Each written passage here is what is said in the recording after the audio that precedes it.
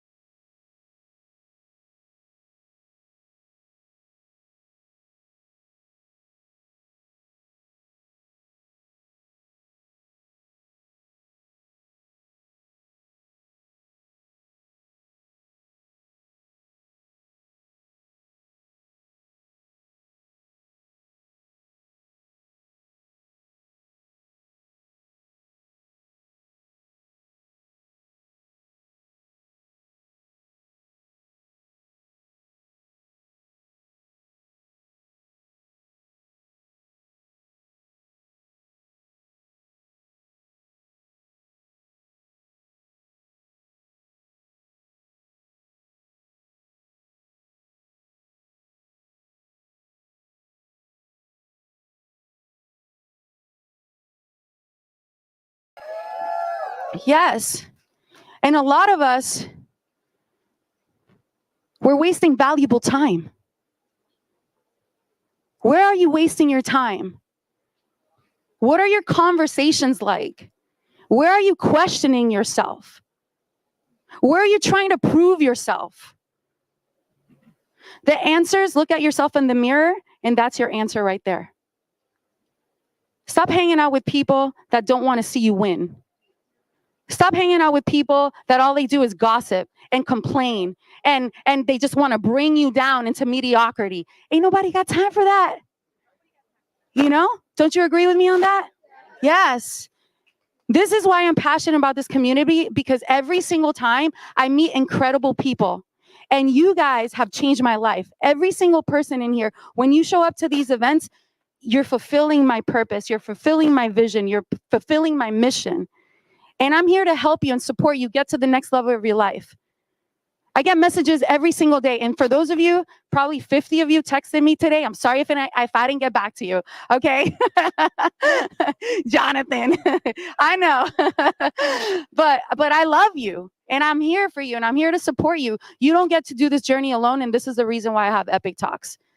So you guys ready for a quick exercise? Yes. Do you guys want to learn how to network better? Yes. Okay. I'm going to give you a couple little secrets. Who received a card when you first got here? A networking card. I know we kind of ran out of them. All right. So I want everybody to stand up really quick. Stand up. Stand up for me. Woo. All right.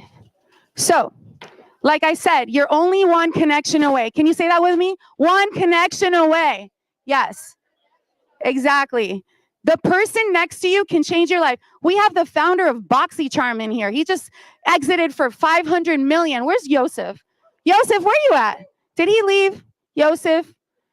Anyways, he was here earlier. He's like, I came to support you. Okay. We have all our speakers, 8-figure entrepreneurs, people here that are willing to give of their time for free. Pick their brain. These are people that will help you get to the next level. So those of you that have a card, all right, I want you to look for your match. Okay. Can we play some music while we do this? I want you to look for your match. Okay. And if you don't have a card, I want you to talk to the person next to you and find out their information, find out their social media. Okay. Follow them ASAP.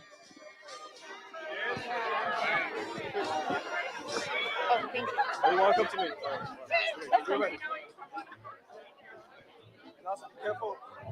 Find your matching card, people. Who has a matching card? Amy, I see you.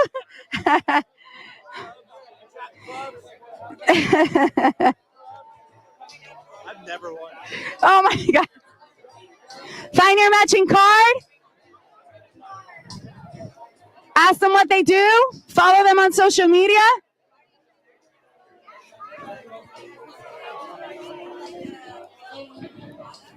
All right, 1 minute, people. 1 minute. We got Adam Suss in the house. Thank you. Good to see you. Yeah, man. Yeah, you know. Thank you.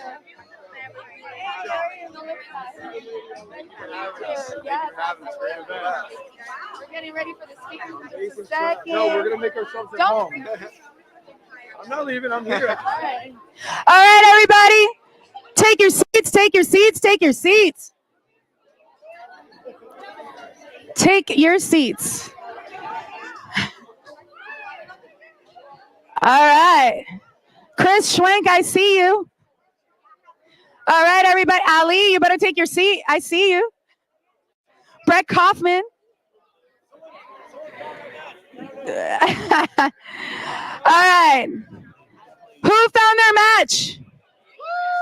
You found your match? Who is it? All right. Come on stage real quick. Come over here. Both of you. Let's go. Right here. All right, beautiful people. We got to get back to the show. Brett, Ali, come back. All right. I feel like I lost everybody now. All right, all right. Can you ladies get on stage really quick? Get on stage. Don't fall, please. All right. Get on stage. All right. Ven para acá. All right. All right, people. Marilyn, Chris, Adam, Janelle. All right. All right. So listen, this is the beautiful thing. You guys will get to network afterwards. I promise you. Okay. We're going to have the speakers on stage for an hour, but let me see the card real quick. So how many of you want to learn how to network better? Yes. Your network is your what? Your network is your, exactly. All right. So the way I do it when I go to events, Brett actually taught me this. I was like, hey, my name is Melissa. We haven't met yet. What's yours? That's simple. And then I asked them, what's a passion project that you have going on that you would like support with? Everybody has a passion project. Everybody needs support, right? So that's how you connect. And then immediately I get their email. I follow them on social media. And if it's someone that I can help or they can help me, I immediately send them a video. And the next day I follow up with them. Hey, it was great meeting you. But the thing is that we come to events like this and we waste our time and we don't follow up with people and we don't do what we say we're going to do. So why are you coming here and wasting your time? Right? So I want to make sure that all of you at least get 5 people's information that you could help or that they could help you. It's so important. I promise you, this will change your life. So we have 2 people here. And by the way, because they found their match, they're going to win an Epic Talks Inner Circle dinner. All right. They get to come to dinner with the Inner Circle members. Okay. So share it with us who you are and what do you do? Oh, great, ma'am. Got it. Got you. Whoop. There you go. Hi, everyone. My name is Ashlyn, but I don't like to complicate anything. I'm born and raised here, native in Miami, Florida. So everyone calls you Ashley. So I'm like, look, don't complicate your life. Just call me Ash. I'm a first-generation Hispanic woman. I'm actually, your story is very inspiring. I was adopted. I had an open adoption before I turned 1. So I beat the odds and the statistics every single day. I just turned 30. I'm a single mom of 2, and I'm in the process of opening up my own mortgage brokerage, which will go live next month. Before mortgages, I was broke, busted, and disgusted. I was on welfare. I had my first daughter at 21. I dropped out of medical school. Mortgages saved my life. It is my purpose and my passion to help single mothers and families get situated in home ownership, which is obviously the most important thing. We really take the servant leadership position. What do you need support with? Follow me on Instagram. It's really easy. It's Ask Ash About Mortgages. We do life and loans together. You'll see my kids. You'll see me hustling. You'll see me out here. You'll see me networking. And if you want to come to the launch party, it'll be sometime in March or if not early April, and just support, young entrepreneurs who are out here doing the things that people are counting us out for. So, yeah. Thank you. So if you need help with mortgages, make sure you connect with her. And really quick, in 1 minute, who you are, what do you do, and how can we support you? Hi, I'm Giselle, born and raised in Miami, and I own a luxury car business called Miami Exotic Car Rentals with my husband, and I'm also in private equity, and I also do commercial real estate, so I do it all. But I love to connect with you guys. You could follow me on Instagram, Giselle_FIALLOS. It's simple, and then you can see all my other businesses. Thank you, guys. Thank you, ladies, so much for being here. I want to give a huge shout out to our artists. Do what you love. Sergey, he's here. Erica, their art is absolutely amazing. Sergey is one of the most famous artists here in Miami with that message, do what you love. It's so important for us to do what we love. And this is exactly what I'm doing tonight. And thank you for Licardo Hospitality and Viviana. She's one of my girlfriends who owns a meal prep company. Her food is delicious. So thank you so much. Miami 360, I appreciate you guys so much.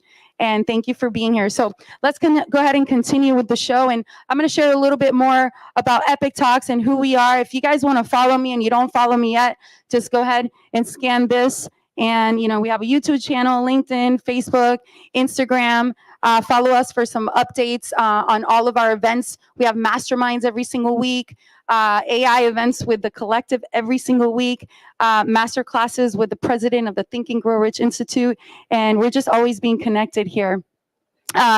This is Epic Talks when I first started it, when I first thought of the idea of having my first event. And then now we host anywhere from 100 to 200 people at our events. So you have a dream, freaking go for it. And I'm actually really proud with where we're going and what we're doing right now. So what is Epic Talks? Miami Elite Entrepreneurs. Okay, you want to meet with the most amazing people every single month. This is who we are. We connect, we collaborate. Devin, can we get a testimonial from you really quick? Since you just joined us recently, can you give it up for Devin, one of our Inner Circle members? Yes. So tell us what you do and your experience of becoming part of this community. Sure. Nice to meet you all. I'm Devin. I have a company called podcastguest.io, and I help entrepreneurs get booked on podcasts. And I didn't know what the heck this was a month ago, and Melissa invited me, and I showed up, and I decided to join the Inner Circle simply because of the people that I was sitting next to in this room. And I mean, I wish I could say I made this up, but I can't. Just simply off of the relationships that I've built here just in the past couple of weeks, like added an additional 50K to my business in the past 3 weeks.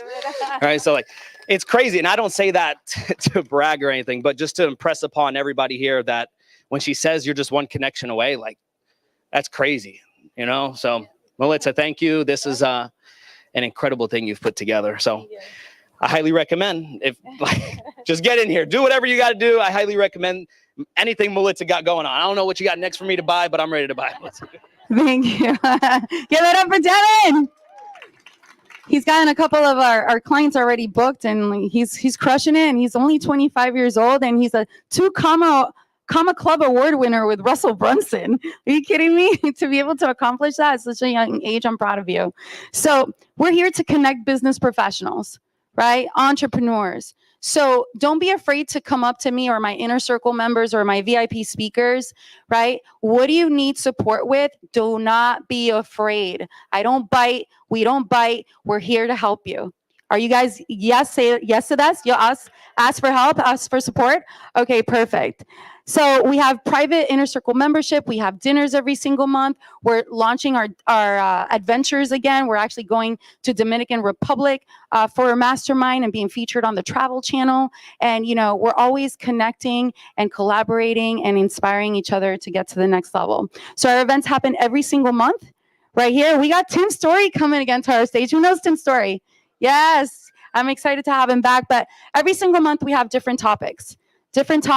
Artificial intelligence, real estate investing, Doctors of Vitality, the Wolves Den. We're actually going to do another pitch competition. So if you guys know any tech companies that you need to raise capital, make sure you let us know so we can go ahead and evaluate them and send them an application. So you're only one connection away from a different business and a different life. So never forget that. So now, Gigi, we're going to bring Gigi back on the stage so she can go ahead and introduce our panel and get ready for an epic hour conversation. Give it up for Gigi. I already have a list of like 6 people that I have to introduce to you that have these, the tech companies. This is amazing. All right, you guys excited? Who already made an amazing connection here today? Who already is like, I just met somebody that I definitely want to grab lunch with. Yeah? Yes. All right, good. I love to hear that. So we've got a phenomenal panel lined up for you. And you know that when we were talking about putting this event together, the variety that we bring here that Melissa puts together for Epic Talks is supreme, right? And so who is here because they want to start building their wealth? All the rich people in the room are like, nah, bro, I got this. All right, so who's here? They're hesitating. They're like, I'm already rich, bitch. Who is here to protect their wealth? Yeah, both are equally important, right? And if you can line those two things up, that's phenomenal. And so that's exactly what this panel is all about. And I'd like to welcome all of our panelists to the stage. We're going to start with Sofia Castro, who is a Cuban-American millionaire real estate investor. Absolutely. Come on up. We also have Nick Ayala, who is a pro at mergers and acquisitions, who will be joining us today. And we're going to also welcome Bees to the stage, serial entrepreneur and investor. And we have some phenomenal questions lined up for them, and then we're going to open it up to Q&A. Yeah? All right. So we're going to go ahead and get started with you, Bees. I've got the very first question for you. How can business acquisitions help with growing wealth during challenging economic times? Great question. Great question. So the thing with business acquisitions is that most people believe that, oh, you can't get into it unless you have a lot of money first. And that's not necessarily the case, right? You hear the concept of OPM, other people's money. And when you could use that with the bank. You're familiar with going to the bank and getting a mortgage for a house. You could do the same thing for a business acquisition. You go and you ask for something called the SBA 7A loan, right? So that's OPM. For the longest, SBA 7A loan, which is the acquisition loan that they offer, would cover potentially up to 90%. So you'd have to come up with 10%. So some of you may say, well, what if I don't have the 10%? Well, there's been changes recently with the SBA where they can cover up to 100% of it, depending on how you structure the deal. So to me, it's one of the best investment strategies that you can utilize because you can mitigate your risk more than in any other investment strategy because you get to do your due diligence up front. You get to see the financials, right? Don't go and try to acquire a business that was formed during COVID. Right? Look for one that's 20 years old or older, and you see a whole, years of data that you can see what they've been, how they've been trending. How did they survive the 2008 recession time? How did they survive just during COVID? You'll see what they did, and you can still build wealth because you're acquiring cash flowing businesses. Right? And I had to make sure I say that because you can also acquire a distressed business, but I wouldn't recommend that. Right. So during challenging times, go for a cash flowing business, use things like the SBA. There's also other strategies like leverage buyouts. We could talk about that a little bit later. But you can get into these businesses, get cash flow because cash flow is king. And you could do it with little to no money out of your pocket. Awesome. Just remember. Yeah. Remember, the SBA is.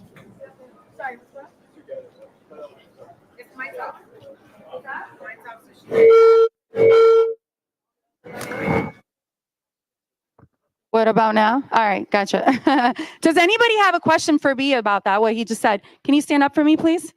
And come to the front of the stage? Thank you. Is it working now? Hello. I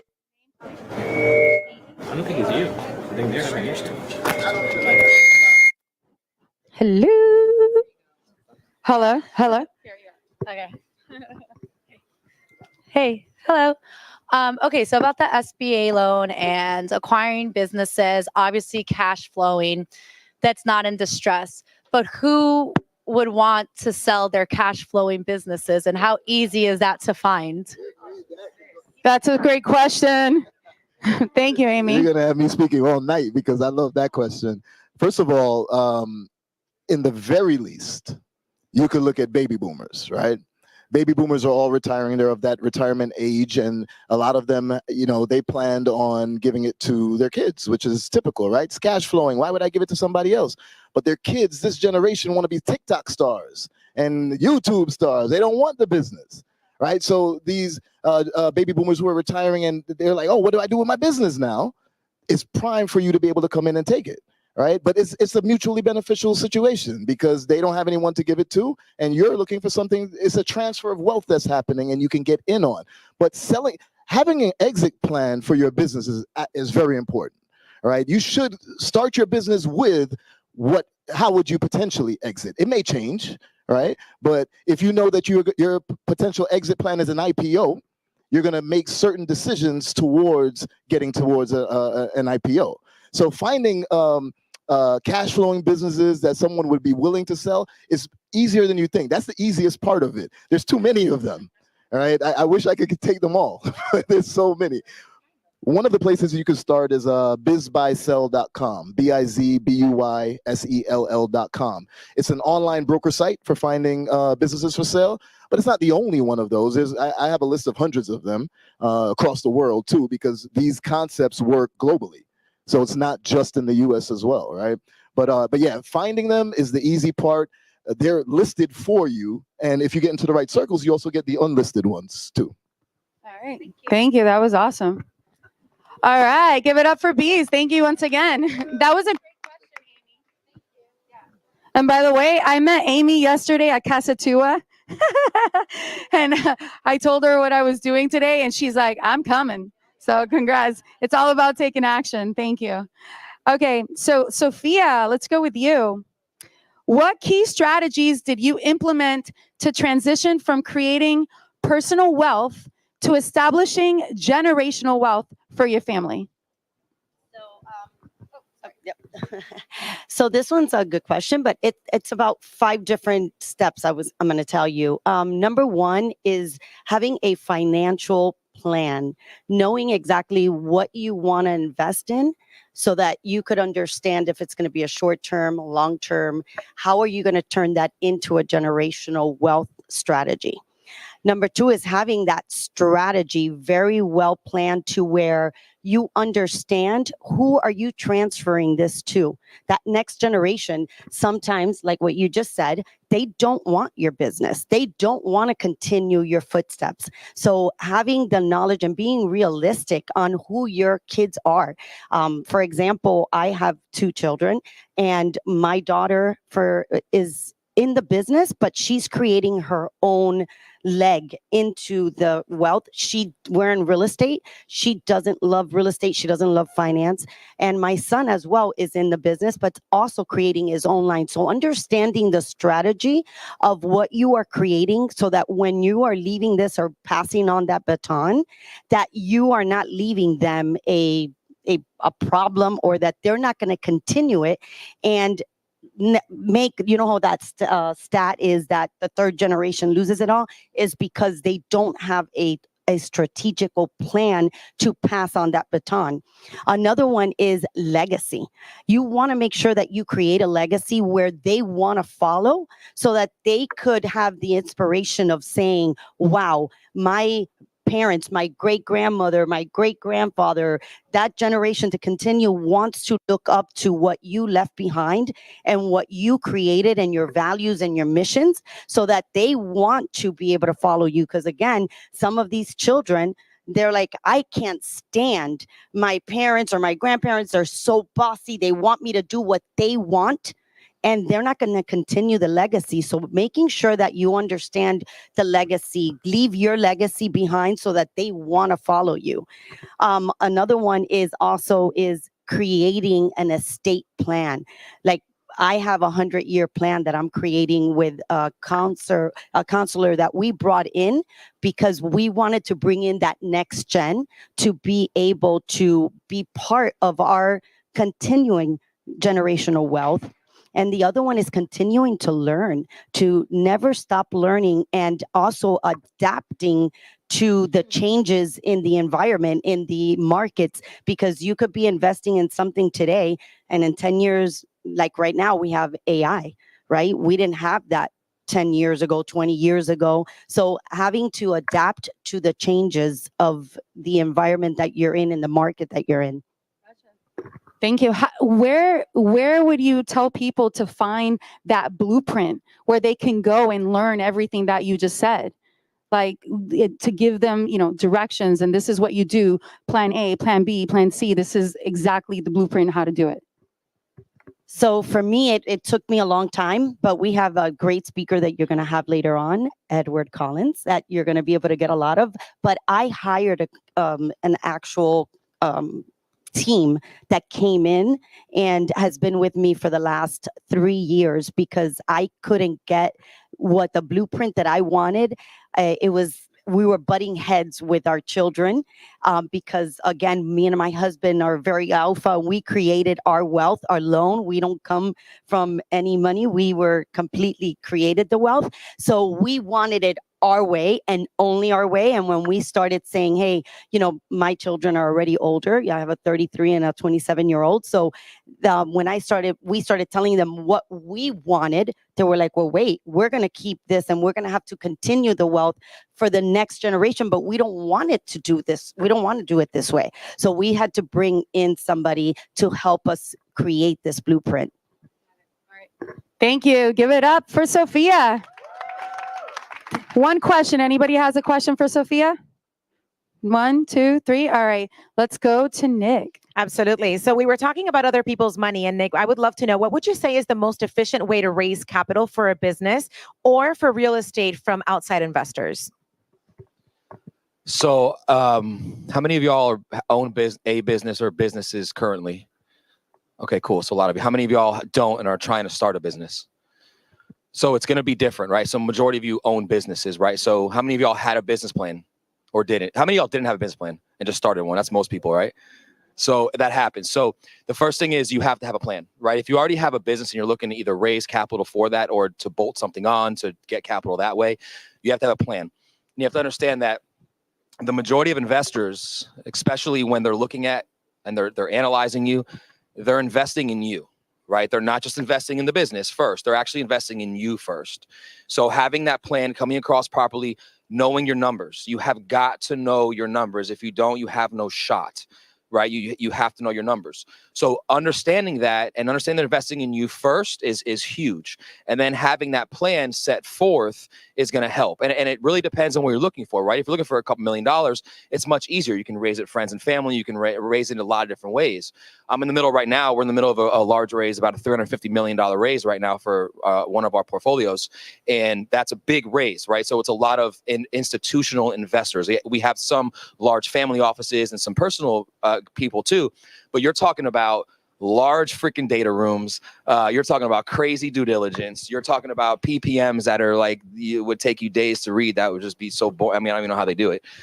These lawyers, it's insane, right? So there's different levels. There's different things that people are looking at. You know, while I'm dealing with people right now, their minimum check that they cut, minimum, they won't look at a deal. They won't cut a check for less than $50 million. Right? That's like their minimum. So like you think about what they're looking for. Yes, they're buying the company, they're buying the people, but really they're buying the numbers at that point, right? They're looking at where it is, what the returns are and all these things. For us as smaller business owners, generally, they're buying you.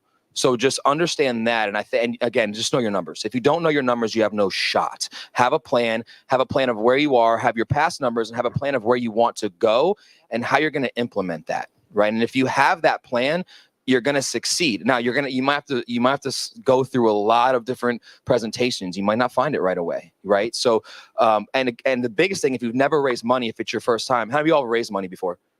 Okay. On your first time raising money, you need to make it sexy for the investors, right? It's always easy to go back to investors on round 2 or fund 2 or whatever fund 3. It's much simpler. On that first time raising, you got to make it sexy. You got to make the return good. A lot of people try to cut in the hell, I'll give you 3%. I'm like, what the hell is that going to do? You know what I mean? So make it as sexy as you can with obviously making as much profit for yourself. So you can always go back, whether it's the same business or an additional business you're looking into, and get more funds. So, yeah. Does anybody have a question for Nick? Yes, Jeff, want to come up here real quick? Welcome back to Epic Talks. Make it 1 minute, please. Yeah, really quick. Yeah, I get paid to talk, so it's good. So I do consulting, right? I actually DM both you guys. Really quick, great what you said. My target is to sell my consulting business and build a coffee shop music studio in honor of my brother. I lost him to drugs, fentanyl. I'm going to build in honor of him. My biggest problem right now is I actually acquired a company too soon. I should have listened to what you said. Okay. I acquired a YouTube SEO company because I do marketing. I build online businesses, right? So because of that, the best way, what's the best way to cut ties with a company like that? Because now I've inherited problems. I'm going to pay tax on the income.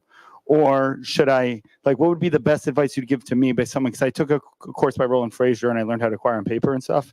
And so what would be your best advice then? So that way I'm basically can bring in the most revenue without splitting my time to look over the most things. So just to make sure I have your question right before I answer that. So you're looking to liquidate the company you bought and you're looking to close that company, you're trying to find the most tax efficient way to do so, or is that what I heard? I'm just I'm looking to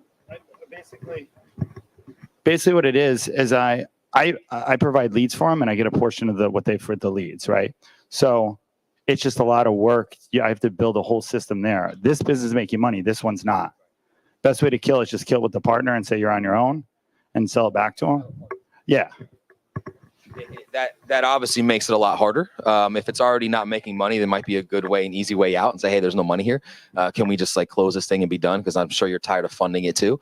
Are there clients in that company that's losing money right now?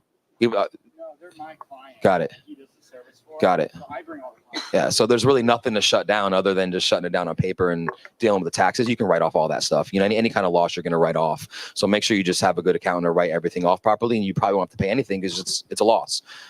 So I would, if it's something you're thinking about shutting it down, just get it done and just have it. It's going to be one of those. We've all had crazy tough conversations. It's going to be one of those tough conversations that you need to have. And the longer you wait, the more intense it's going to be, the more fear you're going to have to fucking do it. So just get it done. Just, you know, I'm sure he's thinking the same damn thing you are, he or she. I don't know. Yeah, you get that thing done, get it off your book so you can get your mind onto other stuff, making you money. Thank you. Yeah, there you go. Thank you. Thank you, Nick. Give it up for Nick real quick. Thank you. All right, bees. Let's go back to acquisitions. And I've done a little bit of reading on this because I'm very curious about acquisitions. And there is controversy between like what kind of businesses should you acquire? What is the best kind of industry to get into? Is it boring business? Is it fun business? Is it, I know they all got to be lucrative, but like, what do you recommend is the best type to get into, especially if it's like among your first acquisitions? So I feel like I've answered this question like 8 times today from this podcast tour I was doing. And that's the question everyone always asks. What type of business should I acquire? I'm going to say cash flowing businesses. That's first and foremost, right? Because like I said, some people will go for distressed businesses and I won't.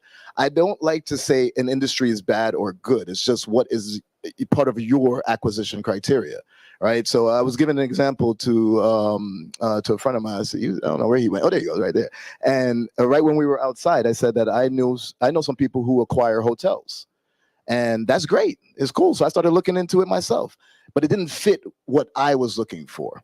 Because when I go into a deal, I always carve out the real estate anyway, because I'm looking at the cash flow in the business, and the real estate is used as a tax reduction strategy rather than the cash flow from it, right? So hotels was not a good acquisition for me, right? So that's me being the politically correct way of telling you that any industry is good. It's just a matter of what's best for you. But I know you want an actual answer and you want me to call out some things. So yes, I will say that what I call them are recession profitable. People use the word recession proof. I say recession profitable businesses. Why? Because recession proof business means that, oh, it could survive the recession. But I want things that are going to thrive during a recession. I want things that, you know, COVID hit and everything shut down, and I still had the pest control company coming and, you know, spraying outside and everything. I still had the lawn people, the lawn care company coming and handling everything. And I could mow my own lawn, but I don't want to. And most people are like that. They're like, oh, you know, I'll just have somebody come. So those things are consistently going regardless of the economic time. So I would say to start with something like that, maybe something in home services, something that is that everybody is utilizing. And yes, there are quite a few marketers out there right now. Some of them I'm friends with that will say the things like boring businesses. And they say boring businesses meaning like laundromats and car washes. And yeah, those are good. But you know what's also happened? Anytime you go where everyone else is going, then it becomes a little bit more difficult. Now, when you contacted the brokers for a laundromat, their valuation is crazy because they know everybody's contacting for a laundromat, right? So think like that. Try to get ahead of the curve rather than following the curve, and find what really resonates with you. Nice. I have a follow-up question to that. You said, what fits your acquisition criteria? What would you say are like 2 important steps to consider when we're building our own acquisition criteria? How does one even think of that? One of the first things that I would look at is location, right? So why, if this is going to be your first acquisition, you live in Miami, why would you go acquire in California, right? I mean, don't listen, my first, you know, 100%. You know, no offense to anybody that's from California, but man, I acquired something there last year, and it was the most difficult process that I've ever gone through. But anyway, getting back to it. First, look at your location. Then there was a lot of times where people would come to me when they were trying to start a business, and they say, "Oh, I don't know what to start." And they would say, "I just want to follow my passion." And I would always say, "Well, will your passion pay the bills?" And they were like, "Oh, no, it won't." I was like, "Well, how about you follow something that's a proven model first, build up some cash flow, then use the cash flow to fund your passions." However, if you're acquiring a business that has cash flow already, maybe then you could follow your passion, right? So you're really passionate about that specific industry. Why not go into it? And it's in the location that's, close enough for you where you are. So why not try that? Start there with your acquisition criteria, but I promise you it's going to change over time. I have multiple searches with my team. My wife's right there. She'll tell you I have multiple searches with the team that they're looking for different things, and it's always changing because I'm always evolving. And now I'm doing these large roll-ups where before I was just doing the individual boring businesses as well, right? So start with those things, and then be sure to be ready that you're going to evolve it over time as well. Thank you. That was awesome. Anybody, can we give it up for Bees? Yes, I can listen to him all day. I actually told him, what kind of company you think I should acquire? And he goes, "You should use a marketing company. You have Epic Talks, right?" We're going to look into that. Anybody has a question for Bees about this? No? Anyone? All right. We got one. Yes? Come on up. Ali. Prince Ali under the sea. Dun, dun, dun, dun, dun. How are you? I get that pretty much once a day. So I had a quick question. You just mentioned marketing company, and I'm curious to know what are your thoughts on investing in something trendy, right? We all live in Miami, most of us, and med spas, biohacking clinics, peptides, growth hormone, that sort of industry is really popping off. And I have an interest in investing in it. However, I think you mentioned a few different due diligence criteria, historic track record. You also mentioned, I guess, recession proof. And so a marketing firm is a trendy, right? A hormone clinic, peptides. This is sexy, but it's also sort of trendy right now. So what are some of your additional criteria when there's not a historic track record in terms of peptides and these med spa clinics, aside from it being recession proof? Great question. Or recession profitable. That's what, yeah. great Recession profitable. Yes. Exactly. Now, I love that question. You have to stick to your acquisition criteria. I've many times deviated from my acquisition criteria and then regretted it, right? There's a reason why I said it as my acquisition criteria. While trendy does not mean no data, because there could be something that is an old business and now it's become the trend. So yeah, I'd go into that. But if it was, I don't care if it's trendy or not, if it doesn't have enough history, then I'm not going to do it, right? Because why am I getting into business acquisitions? Why am I acquiring this specific thing? Because I have enough data to make an informed decision and reduce my risk as much as possible, right? So that's always going to be key for me, and I'm always going to stick to that at least, even when sometimes I go for vanity acquisitions. What's that? Vanity acquisition. We were looking at this winery. It was a vineyard, winery, and wine bar together with almost 100 acres or something. And I was like, oh, I could own my own wine. Oh, this sounds great. But it didn't really meet my acquisition criteria, and I almost got into a bad situation because of it. So stick with your criteria overall. Thank you, Ali. Great question. All right, we got a follow up with Nick. I think too, what he's saying, to follow up, if you don't mind, is two things. Stay in your lane is what he's saying. So you're great at whatever you're great at. I don't know what that is. All of us are great at something. Stay in your lane on your first acquisition. Even if it's not something you're passionate about, stay in your lane. You're going to be better at it. You're going to be able to grow it. If you're not great at it, let's say you want to do a med spa and you've never done one, you have two options. Either if you have money, invest in one with the right people, or partner with somebody that actually has that experience, right? So those are you don't want to just jump into something, like he said, that you have no experience in. Why would you do that? That makes no sense. I have no experience in a lot of my businesses, but I make sure I find the right operators and partners in that business so that I can actually grow it. I make sure I control a lot of things, the KPIs and everything else, but they're running the business for me because it's not my is the visionary and looking at the numbers. That's my expertise. Theirs is running the business. So stay in your lane is really the biggest thing for me. Thank you. All right. Thank you for that. All right. We're going to go with beautiful Sophia over here. What is the key to creating generational wealth that most don't focus on?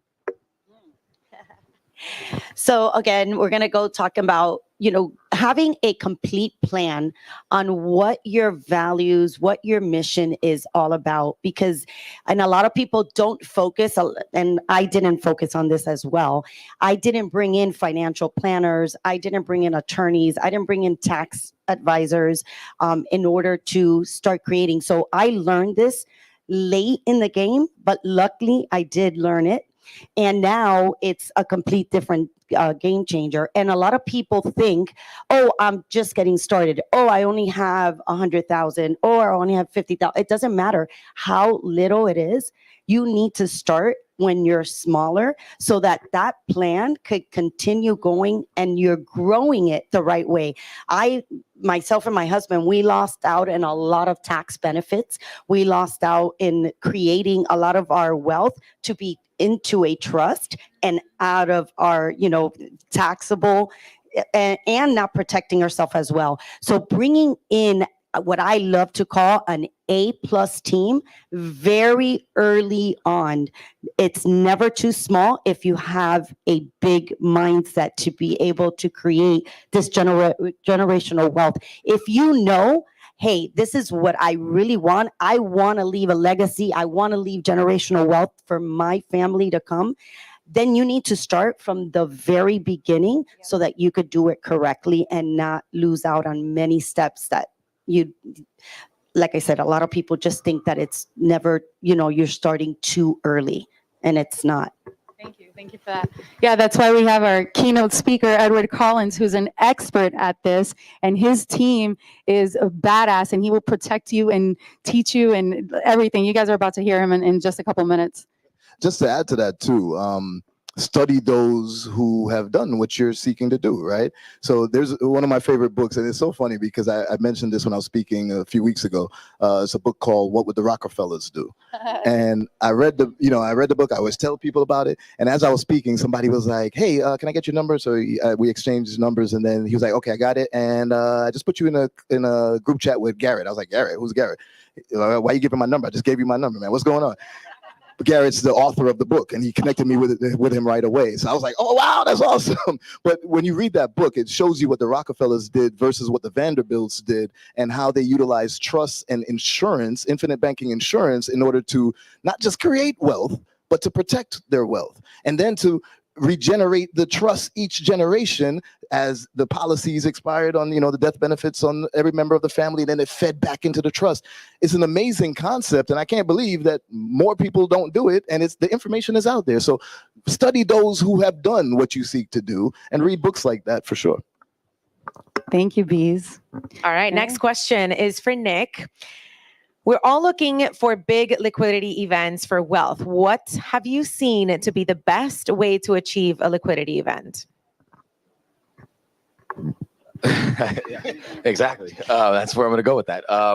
So liquidity events are phenomenal, obviously, because it's like that surge, right? You're working, you're making some money, you're getting, and then you have this liquidity event. It's that surge that gets you, to the next level of where you want to be. Your liquidity events are going to be a few ways. They're going to be an IPO possibly, which is very difficult. It's very stupid expensive to IPO something. Everyone's like, I want to IPO and bring a company public. Okay, good luck. The percentage is super small. It doesn't mean you can't do it, but it's super small. Family offices and private equity is probably the best and easiest depending on where you are in your journey with your business. But the easiest way to do that is through a roll up, basically, which he mentioned, which I do. And a roll up, how many of y'all know what a roll up is? Okay, so a roll up is basically, let's say who has a business here? Sir, what's your blue shirt? What's your business that you have? Okay, so a personal development company and mastermind. So basically, if you were to continue to buy in that space, you're going to buy another personal development company, another mastermind company. You're going to roll them up together. You might buy a marketing company to help you as well in there. You might Epic Talks, right? You're going to help. All that has these synergies. And what you're able to do is use the economies of scale. So now we can do what? We can centralize payroll. We can centralize marketing. We can centralize HR costs. We can do all these different things to make it really sexy and beautiful for private equity so that they step in and go, okay, everything's centralized. It looks good. They're all talking to each other, working to each other. And that's basically what a roll-up is on a small just talking quickly about it. And when you do that, it's not hard to do, right? You already have an existing business, right? So you can actually go to a lender and get a line of credit to buy another company. You don't have to take a loan out, depending on how big your company is. You actually just get a line of credit, and they're going to give you a line of credit to go buy an already cash flowing business in your space, or in a similar space to yours, which is huge, right? So you talk about SBA loan, you don't even have to go to SBA. You can just get a line of credit for that. So there's so many ways to finance these things and to actually make it very sexy.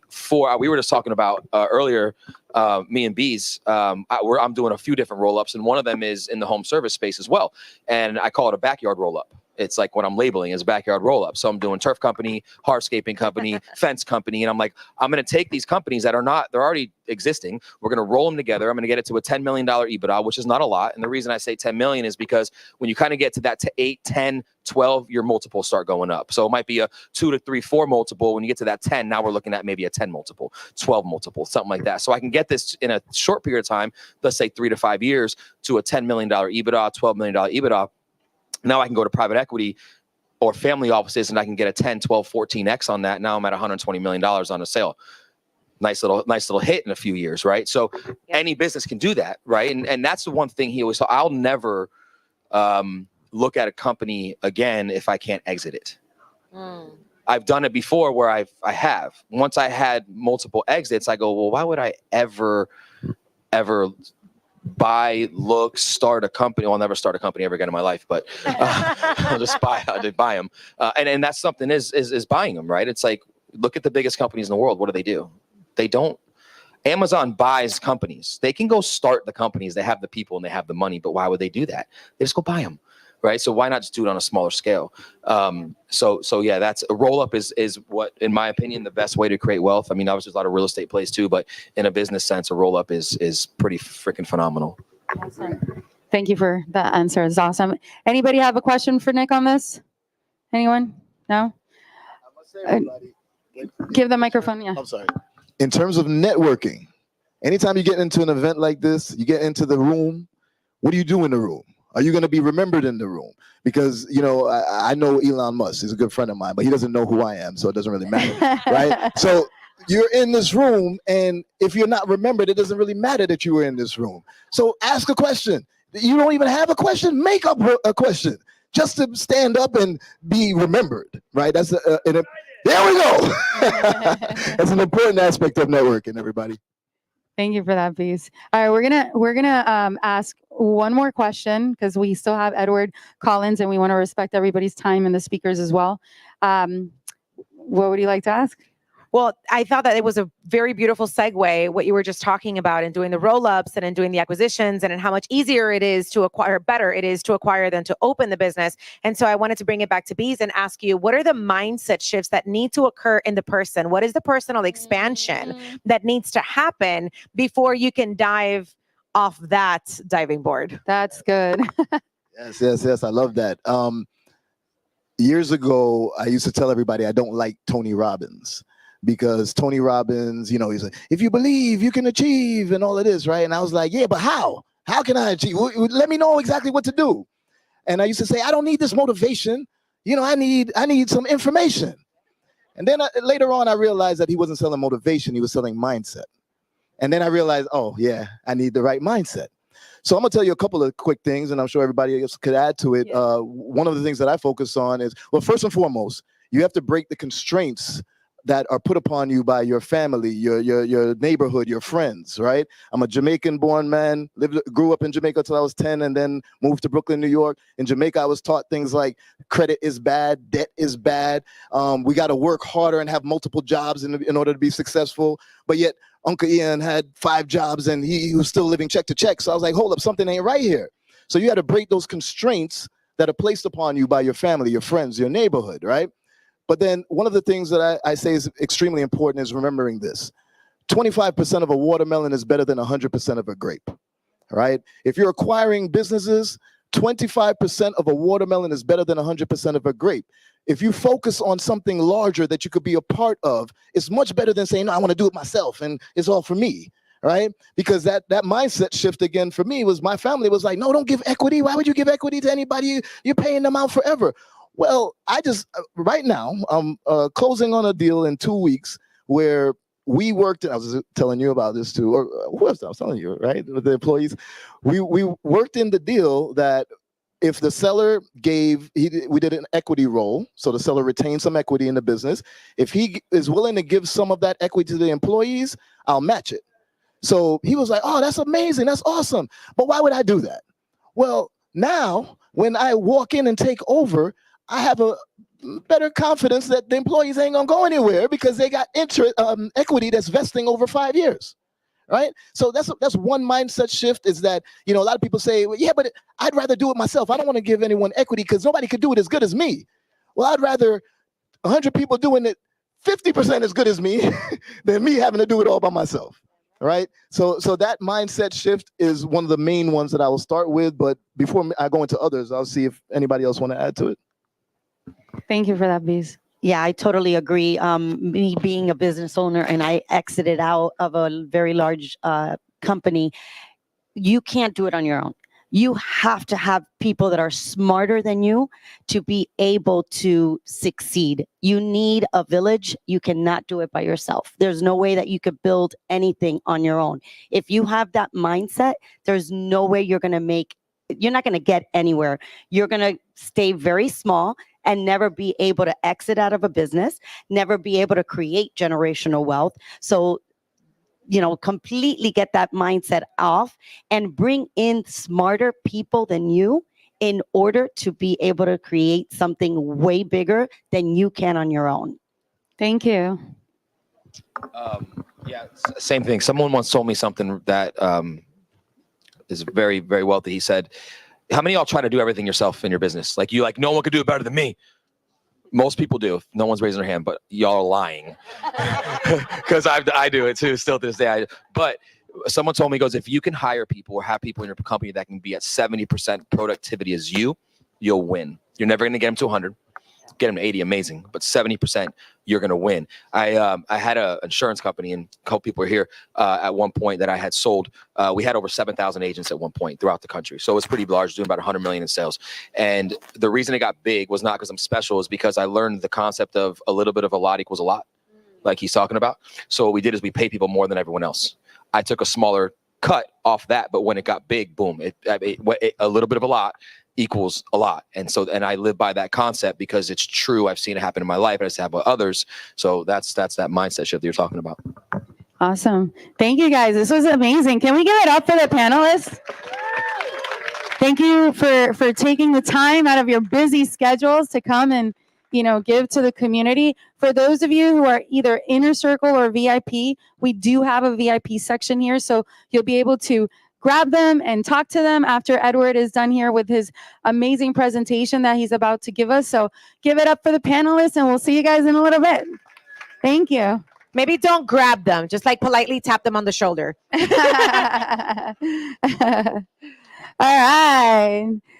So I'm about to introduce you guys to one of my favorite humans, Mr. Edward Collins, who attended Epic Talks about 2 years ago, and he fell in love with this community. He signed up for the Inner Circle. He's been a speaker already twice at Epic Talks. He's changing this community's life. I've never met somebody that hates the IRS more than him. He's also a tax attorney. He's a mentor of mine. He is here to show you how to create wealth and also how to outsmart the IRS. Give it up for Edward Collins.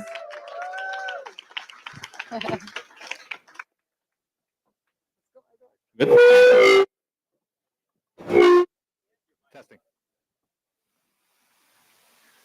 I think this is good. Do we have a clip? There's no audio. No worries. Testing. Testing, testing, testing. 1, 2, 3. Testing, testing.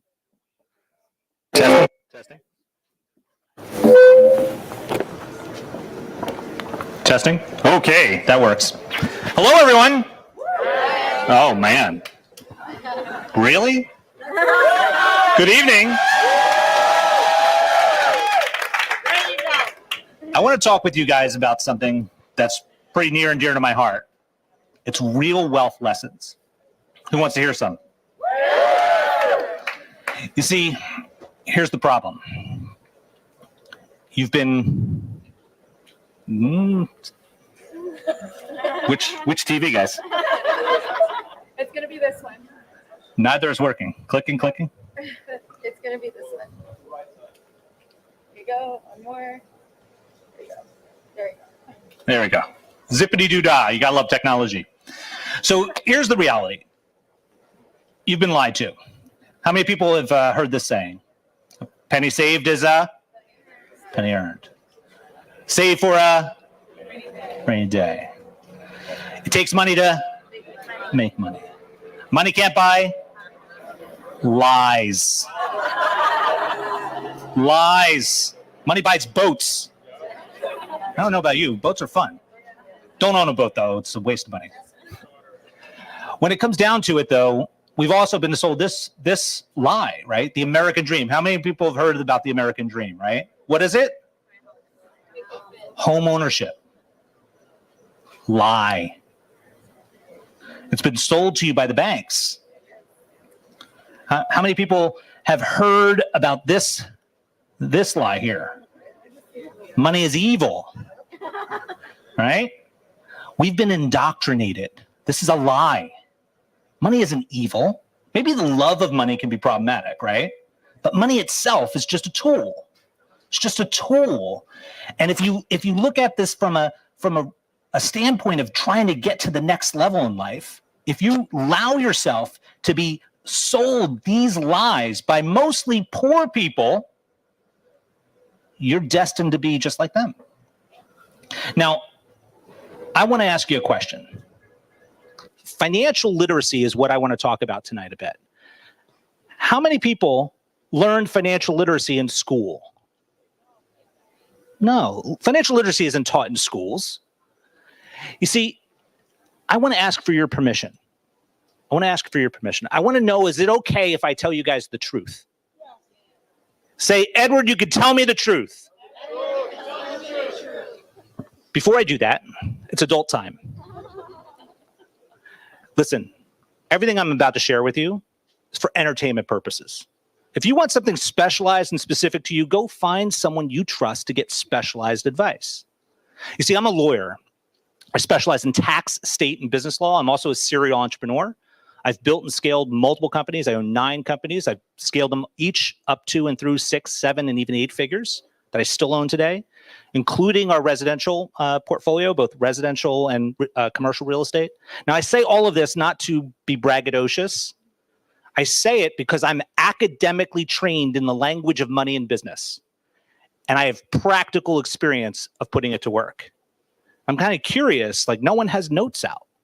Like you're at a networking event to learn something, notes on your apps, take notes. Make sure you have your cameras turned on and take pictures. Tag me in them if you post it on the Instagram. You see, the reality of life is you have to take advantage of the opportunities that you're presented with. No one is coming to save you. Truth. No one is coming to save you. If you want something different in your life, you have to be willing to do different things. You're here tonight to learn. Hopefully, I can make an impression on you. I want to tell you about this thing called financial freedom. You see, for me, financial freedom is the most important freedom to fight for. The most important freedom to fight for, because it leads to all other freedoms. You see, financial freedom, it leads to the freedom of mobility. It leads to the freedom of healthcare. It leads to the freedom of education. It leads to the freedom of lifestyle, the freedom of security, and the freedom of choice. So why aren't you all fighting for financial freedom? Maybe you are, but it is the most important thing to fight for. The problem is you may not have been taught the lessons. So tonight I want to share with you some lessons that I've learned over the course of the past 26 years of building companies, of helping other business owners, just like the ones who are in this audience, do the exact same thing. Lesson number 1 is that there are simple truths that are the most important things to learn, because cash flow is the secret ingredient to real wealth. Let me prove to you this concept. I want to ask you a real question. What's worth more? Okay. Now, this is not a trick question. Let me say that again. This is not a trick question. This is not a trick question. I have an ordinary penny from 1975, a copper penny. Great year, by the way. And I have a $100 bill. $100 bill and one copper penny. What's worth more? Penny, $100 bill. I started off by saying it's not a trick question. $100. No, I'm not trying to pick on anyone who said penny, but every time this is ever asked of an audience, someone undoubtedly says penny. It's not a trick question. $100 bill versus one penny. What's worth more? The $100 bill. The reality is we've been indoctrinated by these lies because we believe that if you look at this from a standard perspective, we believe that if we see two things and one seems like such a simple answer, we just believe that the simple answer can't be correct. We believe that because we've been indoctrinated so much that you're still willing to say penny, at least some of you. But the reality is the simple truths are the things that are most impactful. And we ignore it so often. When you look at this concept, of financial freedom, there's a formula for it. Would you guys like to learn the formula for financial freedom? Now, I'm going to warn you, it's simple. What's worth more, $100 or a penny? $100. It's simple, but it's true. The secret formula for financial freedom is 10 words. Free cash flow greater than your daily needs and wants. FCF greater than DNW equals financial freedom. The problem is most people who achieve this reality in their life, if they do achieve it, most people achieve it in what I refer to as a state of richness. State of richness. That means that they are doing the thing that generates the free cash flow. They're trading their time for dollars. They're going through this process of working in their business, not necessarily on the business.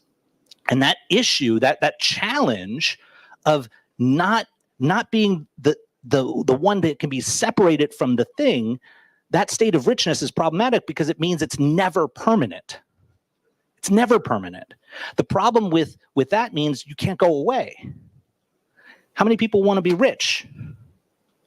I don't want any of you to be rich. I want you to be wealthy. I want you to be wealthy because wealthy is that same state. It's literally the same thing. Free cash flow greater than your daily needs and wants. It's just no longer you doing the thing that generates the cash flow. You've accumulated the assets in life that will get you that excess, that cash flow over what your spend rate is, what your burn rate is. The problem is so many of you are unwilling to do the things to get the assets. Why? Because you've been sold the lies. You're going to save your money for a rainy day. Saving is stupid. You gave me permission to tell you the truth. Saving is stupid because cash needs flow. You have to put your money to work because if you don't, it becomes the employee of someone else. And it's your money.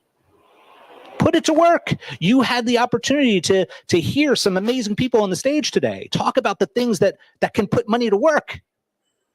And if you don't get up after this presentation and say hello to these people, that's on you. No one is coming to save you. You have to get up and do it yourself.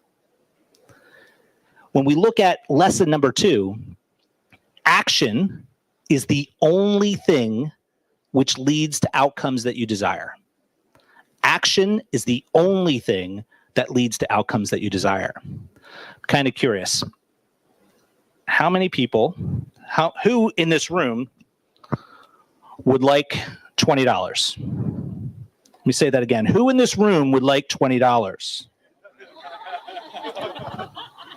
Action is the only thing that leads to outcomes you desire.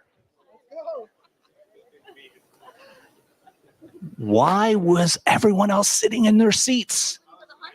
100. Someone's smart. Someone else is waiting for the $100 bill. See, here's the reality in life. I learned this pretty young, luckily for me. When I was building my very first business as an adult, I built a private wealth management firm. At the time, it was a small little financial planning practice in New Jersey. And I had no clue about business because I didn't learn money as a child. I came from a pretty poor family. Like, we had to work really hard just to get up to the poverty line. So I didn't come from money. Everything, in fact, that I learned about money was wrong, which caused me to make mistake after mistake after mistake after mistake.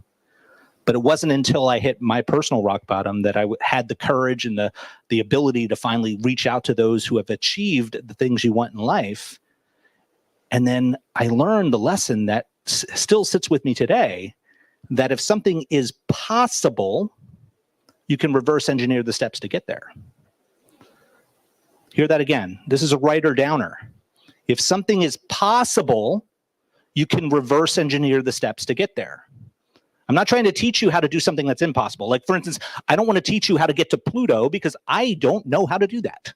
I don't know anyone who has. Like, I don't know any human being who has been on the former planet named Pluto. Again, I'm kind of old, guys. So planet when I was a kid. But the reality is this. If you ask me how to get to 30,000 feet, I could tell you how to do that. Go to the airport. Buy a ticket. Go through security. Get to the gate. Get on the plane. Stay on the plane when it takes off. 30,000 feet, right? It happens all the time. So you can reverse engineer the steps. Here's the thing, though. It takes action for that to happen. It's not enough just to hear me say all those different steps. What do you have to do? Action. You have to do the steps. You have to actually do the steps. No one's going to do them for you, right? If you want to get physically fit, you got to lift the weights, right? It doesn't help if your trainer's lifting the weights for you, right? You have to do the steps. And here's the magic thing. This is the writer downer. If you do the steps, you can change a possibility into a probability. A possibility into a probability. That can change your life. Imagine for a moment, just close your eyes for a moment. Imagine for a moment that you had everything your heart's desired. Yes. Imagine for a moment what that would feel like. My question for you, is it enough to get you to get off your seat and take the $20? You have to decide that. I can't decide it for you. But what I can tell you is he can buy a drink later tonight on me because he got off his seat. Everyone else had the same opportunity. See, opportunities are this amazing thing. Like, you guys all came here tonight, right? You came from some destination to get here. I flew from New Jersey to come here today. It was quite chilly when I left New Jersey this afternoon. Here's the reality. I want to ask a real question. On your journey from wherever you came from to get here, how many people did you see wearing a hat? Anyone have an answer for that? How many people did you see wearing a hat when you came here? Maybe 0, 1. Now let me change the question. What if we were to go back in time and yesterday I would have given each of you a call and told you for every person you saw wearing a hat while coming to Epic Talks, I'm going to give you $1,000. How many people would have seen some hats? 100, right? Because you would be looking for it. That's the same thing with opportunities. They're always around. They are infinitely abundant. You have to choose to look for them. You have to choose to look for them because no one's going to look for them for you. This is all about personal responsibility. If you haven't caught the theme of tonight's talk, personal responsibility is the only thing that can change your life. When we look at lesson number 3, I want to talk to you about the law of doubles and how you can essentially watch some TV over here. That's interesting. The law of doubles to make time your friend. So let me say this. You're just 10 doubles away. How many people would love to be a millionaire? How many people would love to be a millionaire? I got some hands raised. Some hands raised. You're literally just 10 doubles away. I heard this from a very, very smart man. Patrick Bet-David, I think one of his friends is in the house. 10 doubles away. Think about this. If you had $1,000 today, 10 doubles away. 2,000, 4,000, 8,000, 16,000, 32,000, 64,000, 128,000, 256,000, 512,000. What's number 10? 1,224,000. Think about that. Now, I know that you may say, well, how easy is it to double my money? I'm not saying it's easy. I'm saying it's simple. It's just math. And if you don't know how to do it, there's this amazing thing. There are other human beings that do. And you can ask for help. But you have to get off your butt and go ask for help. You have to get out of your seat and do it. The power of time is pretty important too. And this is the one I think that sort of gets lost on some generations. Like I'm pretty new to South Florida. I was born and raised in New Jersey. So we understand that some things take a lot of time. In Florida, especially South Florida, everyone wants it done yesterday, right? They want 3 seconds to fame. They want 3 seconds to being a multimillionaire. They want to get their next crypto deal or their next AI business launched, right? They want to become a billionaire this morning, right? Anyone know who this person is? Who is it? Warren Buffett. I want to tell you something that's pretty interesting. I learned this pretty recently. You know, Warren Buffett at age 21, his net worth was only $20,000. And he had started investing when he was like 14.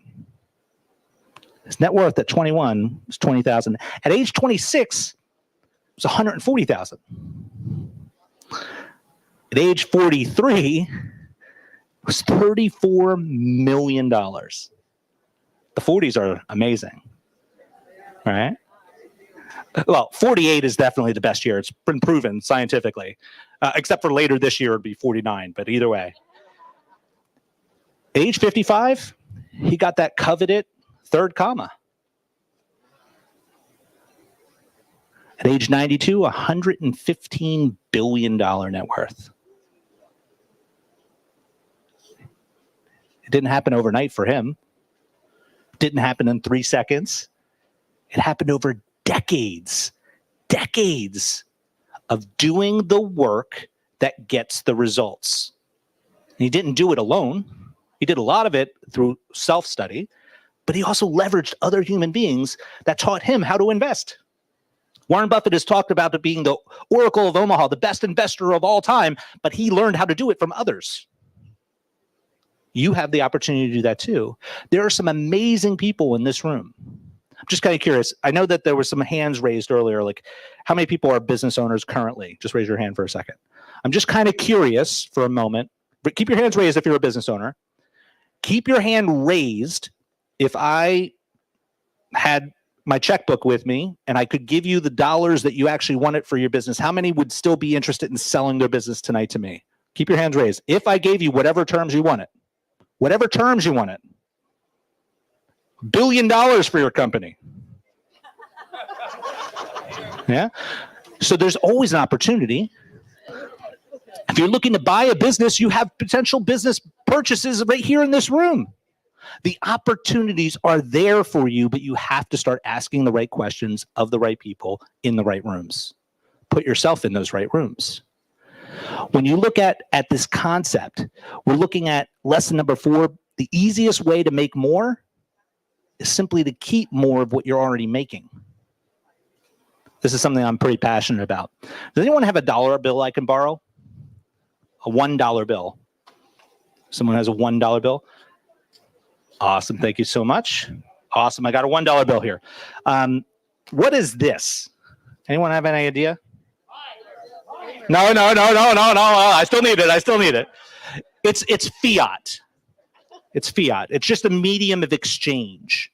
Something the government says is worth X. Well, in fact, the government doesn't even say it. It's the Federal Reserve Bank, and that's a farce if I ever heard one. Did you know that the Federal Reserve Bank is neither federal, it's not owned by the government, it's not a reserve, they don't actually have cash on hand. It's not a bank, you can't go open an account with them. But anyway, I digress. I hate the government, I hate the IRS, I'm pretty passionate and vocal about it. Anyone following me online at all? A couple of hands? I talk very openly about the fact that I hate the government, I hate the IRS, so much so that if I ever disappear, you know who did it. But here's the reality. This is the problem. Taxation is theft. Straight up. I appreciate the dollar. I'm kind of curious for a quick minute. You're located here in the United States. You make some money each and every year, hopefully. And are you a good citizen? Okay. The average family in the United States right now loses more than 50% of the income that they earn to taxes.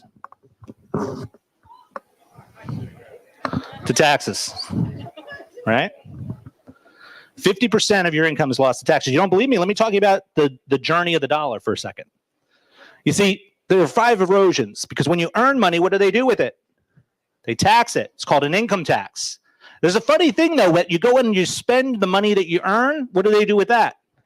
They tax that too. It's called a sales tax. And you know what? When you buy something and then it grows in value and you go to sell it, what do? They tax you again.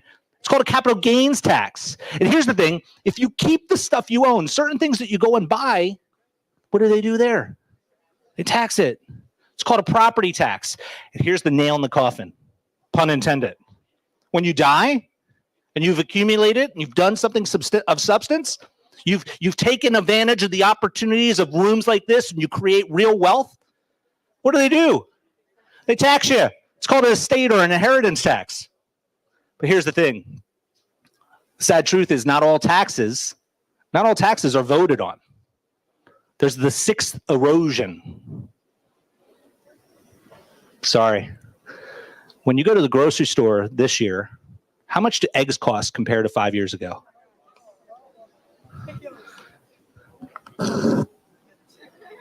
It's called inflation. How many people have seen something like this? This is the U.S. debt clock. Okay, U.S. debt clock. I know this is hard to read, so let me blow it up for you for a second. This is the amount of debt that the United States government has currently. A little over $34 trillion. That's trillion with a T. Trillion with a T. Let me put this into perspective because it's such a big number. So many people, it's hard to understand it. About how many seconds ago was 1 million seconds? Any guesses? 1 million seconds ago. How long ago was that? Any guesses? Call it out. Audience participation. 3 years? A year? It was about 12 days ago. 1 million seconds ago was about 12 days ago. Kind of curious. How long ago was a billion seconds? Any guesses? A year? 20 years? It's about 32 years ago. 32 years ago. Any guesses on 1 trillion seconds ago? It was about 32,000 years ago. 32,000 years ago. That's the difference between 1 million, a billion, and 1 trillion. And we have debt to the tune of over $34 trillion. It's also pretty interesting to note that of all the cash that has ever been printed in the United States, in the history of the United States, 67% of it was printed in the past 3 years. Yeah. COVID money. 67% of all the cash that's ever been printed in the United States has been printed in the past 3 years. Now, granted, the vast majority of the actual cash is not really printed. It's digital. But it's ridiculous. That's what's causing inflation. I don't care what everyone else says. I've been doing this for 26 years. I'm academically trained in this stuff. There's something called money supply. That money supply means that there's more dollars in a system. When you have more dollars in a system and available to be spent, what it's being spent on goes up in price, hence the cost of eggs, right? That is a tax. Inflation is a tax that you didn't vote on, that no one voted on. It's policy. But if you're not doing the things that can help protect you to safeguard you from that type of tax and from the other erosions, well, then you're not going to be in a situation that makes a lot of sense, because you'll be hoping that someone returns your dollar and makes it 5. It's a pretty good return. Thank you very much. You see, when you're talking about principles of finance and principles of wealth, you have to decide to want to learn it. You have to do the things that it's going to take in order to get to that next level in life. I did not have a start in financial literacy. How many people did? I don't see many hands going up, right? My family was not wealthy. The schools don't teach you about money for a variety of reasons, right? There's the meme reasons, the conspiracy theory reasons, with John D. Rockefeller being the supposed father, if you will, of the modern education system, and him saying that I don't want a nation of thinkers, I want a nation of workers, right? So that's one aspect. But the reality is this: the teachers are not financially literate. So you can't expect them to be able to teach us. The only place financial literacy really happens is at home. Lesson number 5 is business ownership puts you in the driver's seat, but here's the sad truth: not everyone should be driving. Okay? Business ownership isn't right for everyone. That doesn't mean you can't take part in business ownership. You could become an intrapreneur instead of an entrepreneur. An intrapreneur can make you wealthy. Helping support a business owner who wants to be out there and wants to be doing the entrepreneurial things and who's willing to take the risk in business, you can still get wealthy.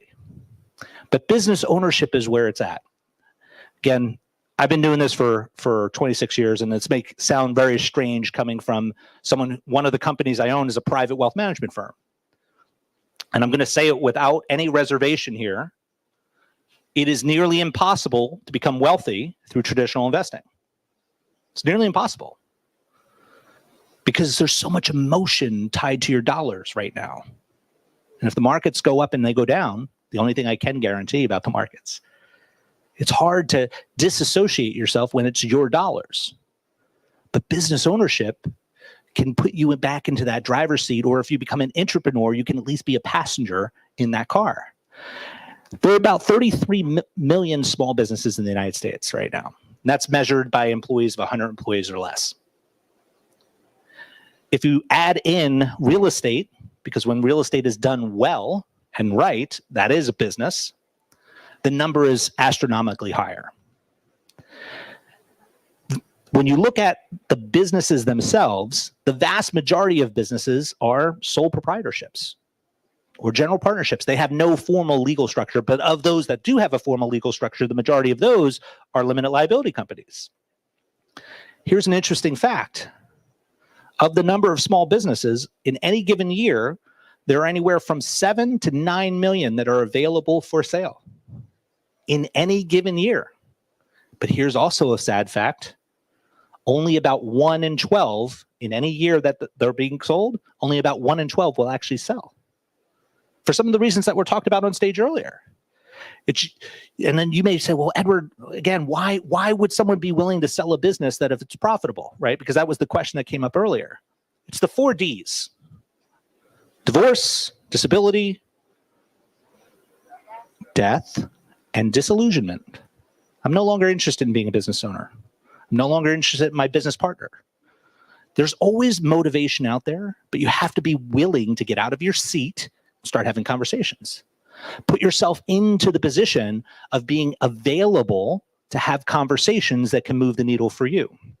When you look at this concept of business ownership, 94% of all real wealth is in business. Let me talk about this for a second. Of those who earn more than $5 million a year, 94% of them own at least one business. Let that sink in. Who wouldn't want to be in a class of people who are earning at least $5 million a year? Raise your hands. Don't be shy. No one here is going to care about you after this event's over. So don't be ashamed of just speaking your own truth. 94% of anyone who's earning $5 million a year in the United States right now, they own at least one business. The 6% who don't, most of those are senior executives, if not presidents of large publicly traded corporations who are compensated mostly in stock, which means they're business owners too. So if you're interested in creating real wealth, I have a sad truth for you that some of you don't want to hear. You have to start getting interested in business, either personally or as a passenger. No one's coming to save you though. You have to get out of your seat and have conversations, even if you're uncomfortable having them. When you look at the concept of generational wealth, which is some part of today's theme, if you will, right? Creating real wealth that lasts generations. Well, the only way to do that is if you are involved in business, again, real estate being a key component to that. But involved in business, you have to make it a family affair. If you look at financial literacy, the only place it's going to start is in the home. How many people in this room today or this outdoor area tonight have kids? Okay, got a couple hands. How many people who don't have kids want to have kids at some point? At some point. Well, if we already know what fact about schools, what don't they teach? And if you don't currently have financial literacy, who's going to teach your kids? No one. So you need to learn it. You need to do the things that will change your financial life, not just for you, but for generations to come. So I have two kids. My son, Ryan, he's 10. My daughter, Victoria, she's 8. She acts like she's 18, though, most of the time. My kids are involved in our businesses. In fact, from a tax strategy standpoint, the fact that they're showing on the screen right now, I'm going to be paying them for the likeness using their likeness. They're going to get compensated for tonight's presentation. Why? Because I own multiple businesses and I hate the IRS. And I've spent 26 years learning the tax code, understand how to read it and how to implement it. So I can pay my kids in my businesses. I can pay them in a variety of ways. Models and actors, you can pay them what are called SAG rates, Screen Actor Guilds rates. They're published. Doesn't matter how old they are. If your children are 1 day old or 17 years old, you can shift $14,600 to them each and every year, tax-free. You get a deduction, thanks to the Uncle Sam, that sweet thing called the tax code, and you get to shift that money to them tax-free. You see, the lessons of the tax code are what are all around us. We have people in this country that make a lot of money that pay no taxes. Have you heard of any of them? Have you heard of any of them? Donald Trump. Who else? Who else pays no taxes that you've heard of? Bezos, right? Musk. I mean, that means it's what? Possible. And if you reverse engineer the steps and then start doing the steps, you take a possibility and turn it into what? A probability.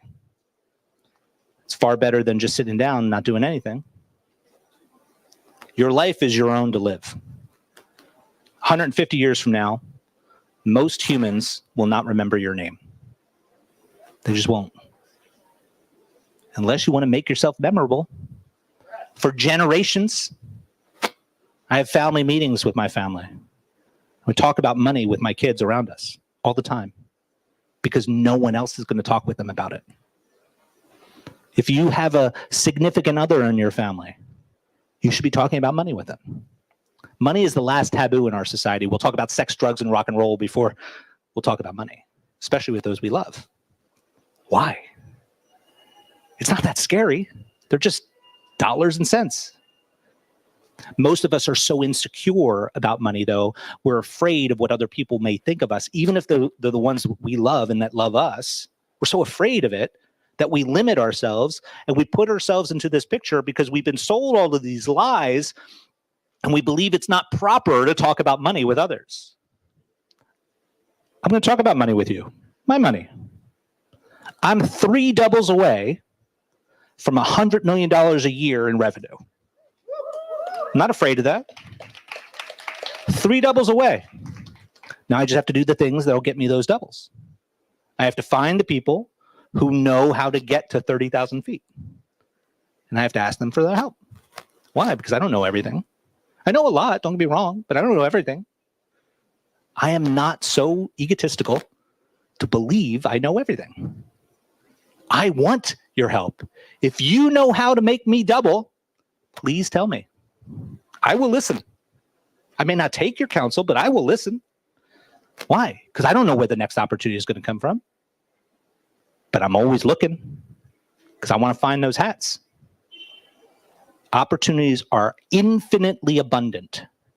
But the sad truth is most of you will continue to trade your time for dollars. Here's a bonus lesson. I have a quick question for you. How many people, who in here works day in and day out to generate their own money? Raise your hand. Come on, if you do something to generate your cash. I have a couple hands going up, a lot of hands going up. Quick question. Someone who raised their hand, you don't have to give me the dollar. Pull a dollar out of your pocket and hold it in the air. If you work to generate your money, pull a dollar out and hold it in the air. I want to see at least $1 in the air. Okay, I got $1 in the air. Okay. I'm holding a $100 bill right now. There's $1 in the air, $1 in the air, $1 in the air. Whose dollar is worth more? Whose bill is worth more? See, that's a lie you've been told. Let me tell you the truth. If you've traded your time to earn that dollar, it's worth infinitely more than my 100 because I didn't trade my time to get it. My assets made it for me. Let me prove it to you. You raised the dollar in the air, right?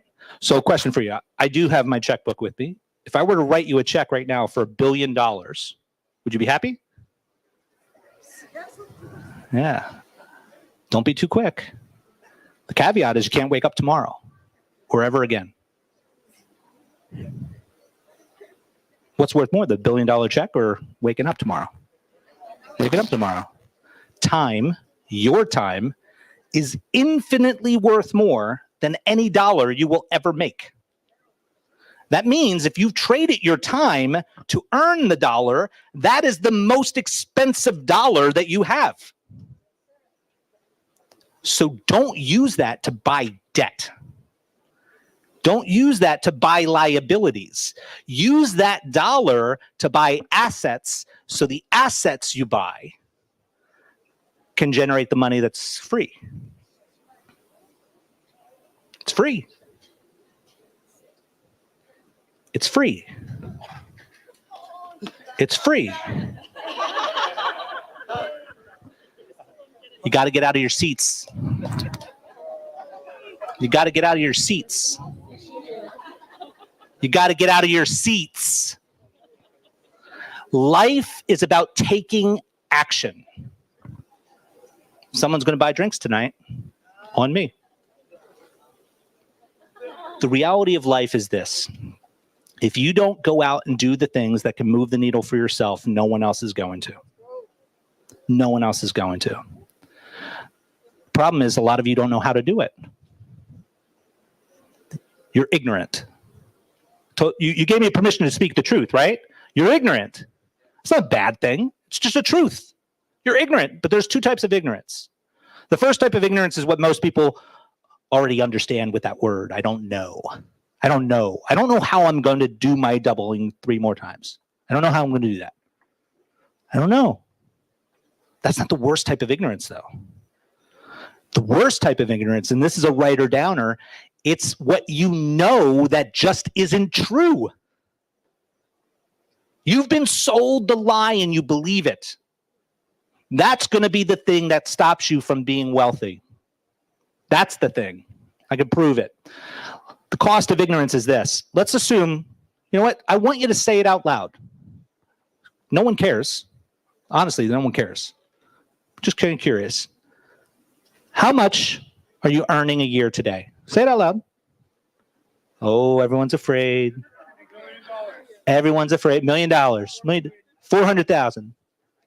90,000. $500,000. Let's assume for a moment that the number was 100,000. How much do you want to be making a year? $1 million. 10 million. $1 billion. Let's assume for the moment that it's $1 million. Okay. If you're earning 100,000, but you want to be earning $1 million, the cost of ignorance is $900,000. What you don't know, or what you know that isn't true, costs you $900,000 a year. Is that important? I don't know. Like, this is a big deal. This is real money. This is the ignorance tax. This is because you don't know, or what you do know is not true. Every year. How long have you wanted to make $1 million? How many years? Every year. You don't know how to do it, it's costing you real money. The only way to change it, though, is to find the people who know. Right? See, knowledge is power. Knowing what to do is important, right? That's like all the steps, right? The instruction manual, and like when you get the box of Legos and you see the awesome picture. My son Ryan, he loves Legos, right? He loves them like to the moon, right? That anytime I'm going away, Dad, bring me some Legos back, 100%. Why? Because I want to encourage that amazing like love for the things that he's passionate about. It starts with the what's, learning how to read the instructions. But knowing how, see, so many people will get stuck on this part because you don't know how. Here's the thing. You don't need to be the one who knows everything. But a lot of you believe you do. A lot of you believe you need to know how. A lot of you believe, especially a lot of the business owners here.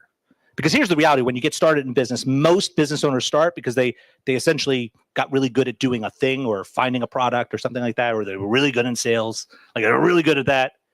But here's the problem. Most of you didn't really become business owners. You just bought a job. Just bought a job, right? You just learned a different way to make some money, and now you hung a shingle out, and whoa, I'm a business owner. I did that. I did that. Back in 1998, I started my very first financial planning practice, and I hung my shingle out, and I was so proud, and I was stupid. I didn't know how to run a business. I went to $350,000 in debt in 4 years because I didn't make money at all for 4 years in a row. I didn't make any money for 4 years in a row. I lived on credit cards. Like I became the master of it. 17 credit cards, 7 personal loans, and loans from family and friends who all hated me because I couldn't pay them because I wasn't making money. I learned how to take money from this credit card and pay this credit card off. That's a stupid game, but I thought it was okay. Why? Because I didn't know anything. And I wasn't willing to go to the people who did. Here's the magic 7 words that changed my life. The magic 7 words: find the who to implement the how. Find the who to implement the how. Because you don't need to know how to do it. I have an amazing team. My director of operations is here. Jose, he's somewhere. I have a thought. I don't know how to do it. He does it. I have one of my client success advisors here in the audience. I have a thought. He knows how to do it. I have my director of productions here, probably holding a camera somewhere. Yep, there he is. I have a thought. He knows how to do it. You don't have to be the one who knows all the hows. But you have to be able to get off your seat, take advantage of the opportunities, and find the who to implement the how for you. No one is coming to save you. You gave me permission to tell you the truth. If you don't want to stay poor, get out of your seat and find the who to implement the how. Real wealth made simple. I have a bonus for you guys, because there are actual tools that can help you get there. Things like trusts, things like holding companies, things like operating companies. These tools can help you get there. And if you go to this free resource, it's a free resource, it's a newsletter. Next Wednesday's newsletter is going to be on something I call the Real Wealth Matrix, which is literally how should you structure the entire hierarchy of your financial life. Taken from 26 years of me learning all the challenges, right? You can get my outcomes without my scars. You could do that, but you have to click your camera thingy and go to the website thingy, put your email address in so that you get the newsletter. But here's the thing. You have to read it. But that's not the most important thing. What's the most important thing? You have to take action. Because that's the only way to change a possibility into a probability. I wish you well in your journey, guys. Bye for now.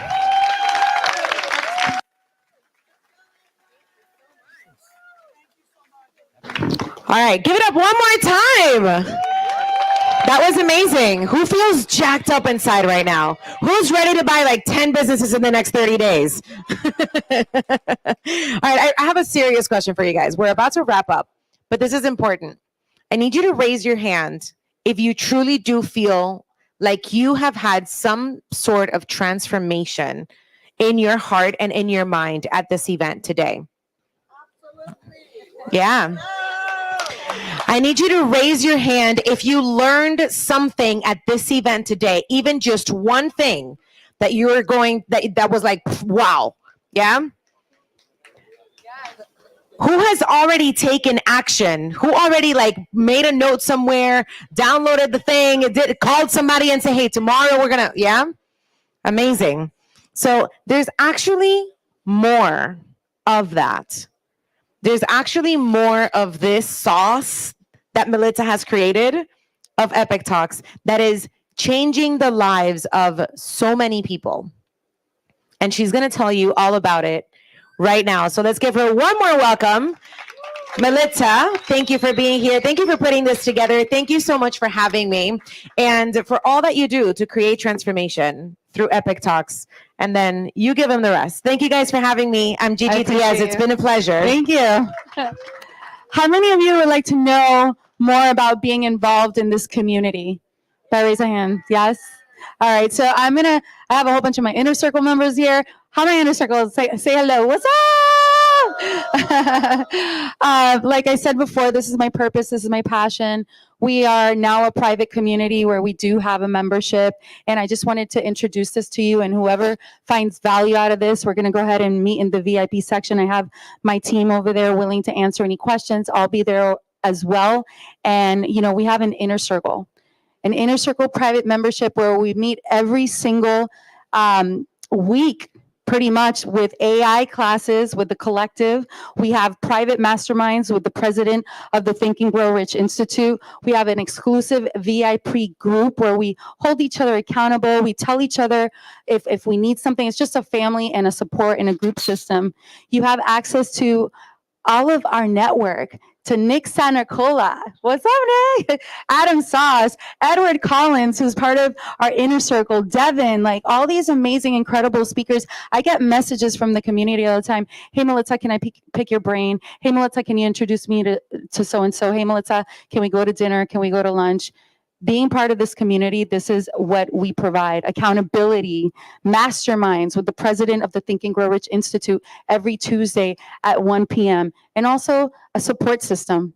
You don't get to do this journey by yourself. You have us. You have the inner circle members, you have the Epic Talks community, and it's just become a family to me. And I created the family that I didn't have. I'm proud to say that there's been over 10 million of business capital raised and revenue made within the inner circle alone in the last 2 years since I launched it. Thank you. People, you know, are doing business deals. We just had a couple that met here and they got engaged. The benefits of this, free live Epic Talks events. I know a lot of you paid to come here. You paid for a VIP ticket. You get access to all the Epic Talks events. You get access to the exclusive dinners. We go to 5-star restaurants, right, Brett? Brett's over there shaking his head. Exclusive dinners at all these beautiful restaurants here in Miami, private inner circle group, monthly masterminds, live weekly events, and also quarterly adventures. We just did an adventure in Mexico with the Dining Divas, and we're about to do another one with the Travel Channel. All right, is this okay? All right. Okay, so being a part of the inner circle means personal growth, credibility, a family, like I mentioned before, tailored support, crafting new connections. I always say you're only one connection away. Nurturing authentic relationships, discovering new business opportunities, having access to our amazing speakers, and also we're launching our magazine, our second Epic Talks magazine. Thank you. Next month, where your business is going to be featured there. What does that mean for you? More exposure to you and your brand. More exposure to everything that you're working hard for. Also, you get featured on my radio show. We're starting the radio show again in March. I have 140,000 listeners. You get access to this amazing studio, 94.5 FM, Blink Radio. So full years of Epic Talks virtual. And again, this isn't for everybody. Okay, this isn't for everybody. This is for people who really are taking their life serious, who want to connect with amazing individuals and help each other grow. It's not about being selfish at Epic Talks. Okay, I'm here to be of service to you. And this is the reason I built this community. So what are your options? We have 2 memberships. We have a platinum and we have a diamond. So I'm just going to go ahead and go through this quickly with you. So with the platinum, you get free Epic Talks events for the full year, online weekly mentorship, private inner circle community. This is kind of off there. I apologize about that. Live AI virtual masterclasses with the collective, and Aziza and Jonathan Foltz, who are the founders of the collective, they're crushing it in the AI space. AI or die pretty much. So if you're not using AI to explode your brand, you're not going to go anywhere. So we're having masterclasses with them every single week. Full year of Epic Talks virtual, access to the exclusive dinners, quarterly Epic Adventures, and you featured on the Epic Talks magazine and also on the radio show. So these are our options. For the diamond is $9,997 for the year. And for the platinum is $6,000 for the year. If you're interested and you want to know more at how to get access to our community, you can come here to the VIP table. I'll answer any questions you have. We do have a payment plan. So let's get ready to wrap this up. And I appreciate you guys so much. Thank you for being at Epic Talks. I love you so much. Thank you. Now let's go and get a little bit more networking done before they kick us out of here. Music and VIP people, we have your bags, your gifts right here. Don't forget to pick them up. Thank you.